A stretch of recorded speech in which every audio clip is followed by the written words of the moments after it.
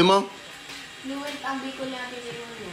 Anong paparataram ka ni? Pupunta po ba kayo, Kuya Grayo, sa Kaugma Festival? Kaniguan na festival. Paano man kami dyan? Bako man kami performer. Si Tay-Tay, gusto kayo mailing Sel Mary. Iyan, lugod. Nagkarala po, lugod, Sel Mary. Yan, excited mailing Sel Mary. Rala po, lugod. Irak man kan tao. Ika, Isay, gusto mo man mailing sa, Kaugma? Isay?